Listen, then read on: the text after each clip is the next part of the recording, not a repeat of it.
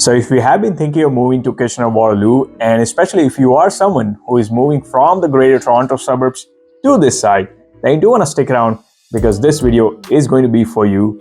I'm actually going to share some of the key reasons as shared by my clients, past and present, where actually a lot of families moving from Greater Toronto area and suburbs around it to this side further west to the Kitchener-Waterloo. And I'll also share my perspective because I was in that boat a few years ago when me and my family decided to move from where we were living in Mississauga to Cambridge, and since then we have moved to Kitchener. So I'll share some of the key reasons why it might be worth it for you to consider moving to Kitchener-Waterloo from where you are right now. So you do want to stick around? Let's get right after it.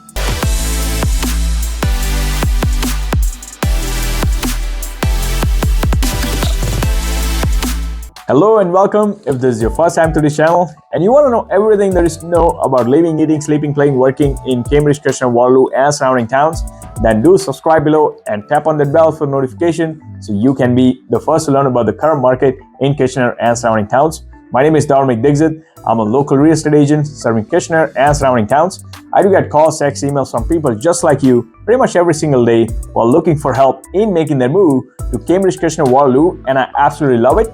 Whether you're thinking of moving in 9 days or 90 days, be sure to reach out, give me a call, shoot me a text, send me an email, or you can even schedule a Zoom call. All the info right below in the description. I'll be more than happy to help you make a smooth move to Kitchener and surrounding towns. Right, so one of the main reasons that's prompting many families to actually leave Greater Toronto area is primarily the cost of living. Now, if I were to compare, and I did actually pull up some numbers I'll share with you here, to raise a family of 4 as of October 2023, if you're looking at Toronto, you're going to need about $7,600 per month. Same thing in Kitchener-Waterloo, it's going to be around $5,300 per month.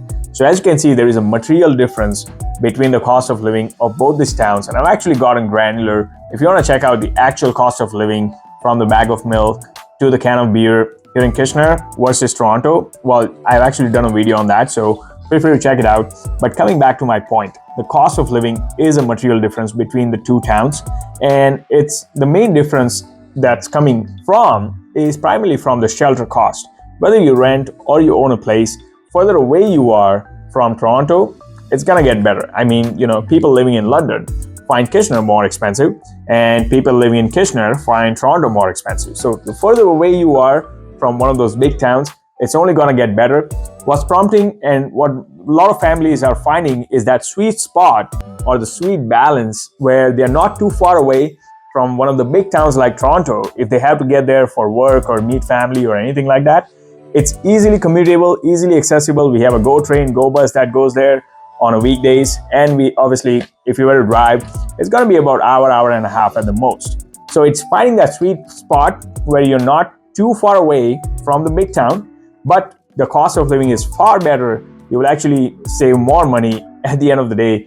And these are some of the basic costs we are looking at, not the discretionary expenses. So it's that stark difference that's prompting more and more families to actually move out of the Greater Toronto area further away west in the KW. Okay, so further building on to what I mentioned earlier is let's talk about the shelter cost and housing, because that's where there's a huge difference in terms of what you can get for your money and how much it's going to actually cost you in your monthly mortgage or rent. So, we will not even compare Toronto downtown, which is, as we know, crazily expensive. But for the sake of better relevant comparison, we'll look at more of like Mississauga versus KW for the sake of example. And I've shared here some numbers in front of you, which outlines, the cost of an average home of different kinds in each of those towns, and you can see there is a material difference between the two. But I've actually worked in both these towns. I worked in Greater Toronto area as a real estate agent, and I've now worked in the Waterloo region, so I can actually share my 2 cents as to what you can find for a price point. I mean, an average price point for anywhere from a townhome to a single garage detached here in Kitchener-Waterloo right now will be around $600,000 to $900,000. That's the range you're looking at, where you will find a wide variety of options in terms of real estate. Now, comparing the same to Mississauga, an average cost of a decent enough condo townhouse, I'm not even talking about a freehold, but condo townhouse will cost you easily $800,000 and up. I mean, detached house will go, you will have to definitely go well over 1.1, close to 1.2 to find something decent enough. So as you can see, there is about 200,000 difference if I were to compare apple to apple between these two towns, and identical homes in both the towns in some of the identical neighborhoods will see you about 200,000 difference. So as you can see, there is a direct comparison. And in terms of rent also, I will not get too detailed, but an average cost, there's actually a website I pulled up, numbeo.com, and average rental cost in Mississauga is actually 25% higher than what it is in KW. Although we know, rents are unaffordable pretty much everywhere now, but if you're moving rather from Greater Toronto area, you'll definitely find more value for your money in any piece of real estate or rental in KW versus in one of the Toronto suburbs. So this one is worth noting whether or not you own a place right now in one of the Greater Toronto suburbs, or if you plan to buy a place in near future in the Waterloo region. So let's talk about property taxes that comes with as part of the cost of ownership of a home. So if I were to look at the property tax rates, guess what? If I would, for the sake of this example, I'm comparing Peel region versus the Waterloo region. Toronto is going to be higher, but like I said, we'll try to make a more relevant comparison to give you a better understanding. So a tax rate for property taxes as of 2022 in Peel region is 0.83%. So versus that in Kitchener, Waterloo, it's 1.14%. So as you can see, the property tax rates are actually higher in Kitchener, Waterloo. But guess what? As I mentioned, the average price points are lower and far lower than what you find in the Toronto suburbs. So although the tax rates are higher, you're actually gonna save on property taxes if you were to move and buy something similar here in KW. So that's where you actually save on your monthly cost as well. And like I said, that's one of the reasons actually shared by some of the homeowners here who I've helped. And we're actually owning a place back in Greater Toronto area, and then they found that property tax is going down by $100, $150 a month. And insurance is another one worth noting. If you're moving from anywhere from Greater Toronto suburbs, if you were to move in Kitchener, Waterloo and around it, well, you will definitely save some money on your home and auto insurance. But like I said, I will not get too granular into that. I've actually done a video about the cost of living in Kitchener, so feel free to check that out. But these are the couple of things worth noting. You'll definitely save some money on the property tax and the insurance. Right, so this one is to be taken with a grain of salt, but talking about some of the families, and many families I've helped move from the Greater Toronto suburbs to Kitchener, Waterloo, have actually found that Kitchener, Waterloo to be reasonably safer in their own personal experience. Now, obviously, this is very subjective. Like I said, if I were to go purely rather based on the numbers and stay objective, per capita crime between these two towns is more or less the same, but I'm talking about more so how you feel living in a particular town or a particular community. And that's where, the people living in the community in Kitchener, Waterloo, take my example. Living here in KW, we find that, things like carjacking, auto thefts, and, break-ins, and some of those petty crimes that are happening these days in the Greater Toronto area, we don't hear them as often here in KW, and, we feel far safer as a result of that. So, like I said, it's very subjective. Every town, including KW, always have some good pockets and some not so good pockets, and that's where it's so much important for you to work with a local real estate professional, whether you're planning to buy or rent. And particularly if you plan on buying, last thing you want to do is end up in a bad neighborhood. And when you're trying to get out and you try to sell the place, that neighborhood will hurt you badly. And obviously you will not get the desirable price and the return on that investment. So always keep in mind, very important to work with a local professional for that matter. Now let's talk about the overall quality and the pace of life. If I were to talk about some of the families that have moved here in KW from the GTA suburbs, they do find that overall quality and the pace of life in KW does far out better than living in Greater Toronto suburbs. Now, I'll share my personal example too. In terms of things to do, definitely you have far more options to entertain yourself living in GTA suburbs and Toronto for that matter. But let's talk about ease of access. This past weekend, I was in Square One Mall to do some shopping. And just to get on a Saturday afternoon, just to get and find a parking spot took us well over 20 minutes, and that too like a couple blocks down. So that's the reality living in Greater Toronto suburbs and try to find this, access to services. Talk about dining, for example. If you haven't made a reservation and one of the restaurants in GTA, to try to get to the fine dine restaurants or even like casual dining restaurant will take you close to an hour if you haven't made a reservation, because that's the, obviously all these things does determine the quality of life and the experience you have while you're going out shopping, while you are out dining. And of course, yeah, it goes hand in hand with the overall experience you have.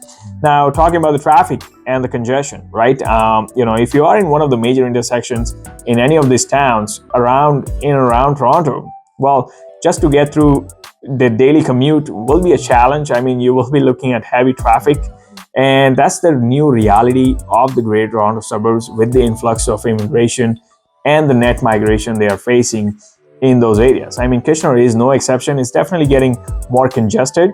But if I were to compare with the GTA on any given day, KW overall pace and quality of life is going to far out better. Now, talking about the employment opportunities and the income levels, if you were to leave Greater Toronto area to move to Kitchener-Waterloo, you will not really be missing out the employment opportunities that are available in Toronto, especially if you are in a field where majority of the jobs are available or better opportunities are available in GTA or Toronto. Well, the thing is, many of the families here and many of the families I've helped in the recent past, they are in skilled labor force like IT or technology or supply chain or something that allows them to work from home certain days of the week. And that's where that fine balance comes into play, where if they have to commute only 2 or 3 days a week, they're able to do that very easily, and it's far more manageable living in KW because you have a GO train that goes pretty much every day, both ways. You are able to commute if you are rather going to one of the suburbs. I've actually helped a family where wife had to commute 3 days a week to Mississauga to her office, and she was able to drive because it's 1 hour drive each way. So what I'm trying to say is finding that balance, living in KW, while our local work economy is very diverse, there are chances you will more than likely eventually be able to find work locally. But like I said, what prompts a lot of people to move is the fact that, they are able to commute and able to manage their commute and, work requirements without having to actually leave the job, without having to leave the opportunities that they have on the table where they are currently working. They don't really have to quit the job. Now think about if you were to move further down to London. I mean, it's almost impossible for you to commute every day to Toronto, or even for that matter, 2 or 3 days a week. Commuting from London to Toronto is going to be a challenge. Versus KW is right in that middle, giving you that sweet spot where you can balance your work life very easily.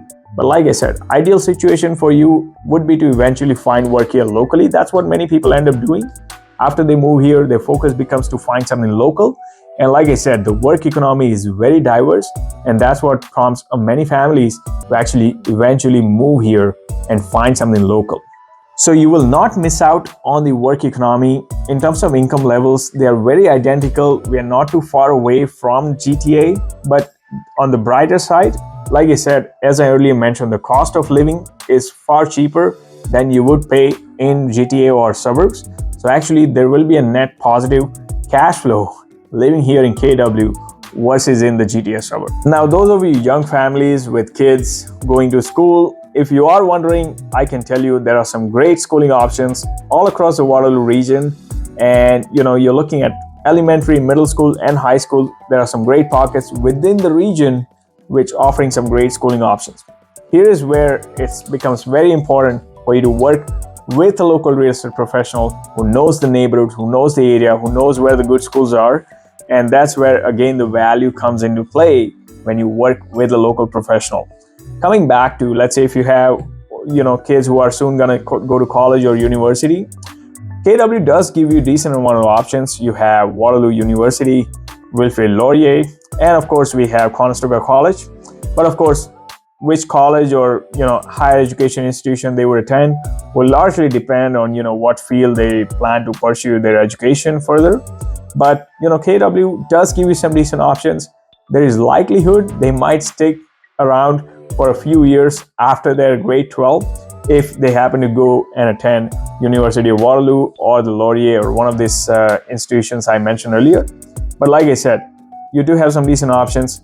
It's fairly comparable with the Greater Toronto Area suburbs moving here in KW. Now, if you are an outdoor enthusiast and you're wondering what are things to do outdoors, one thing I gotta put it out to you is the fact that Kitchener-Waterloo, the whole region, is pretty much inland. So we don't have direct access to water bodies like places like Hamilton, Burlington, Oakville, Mississauga, all of those places, or even Toronto for that matter.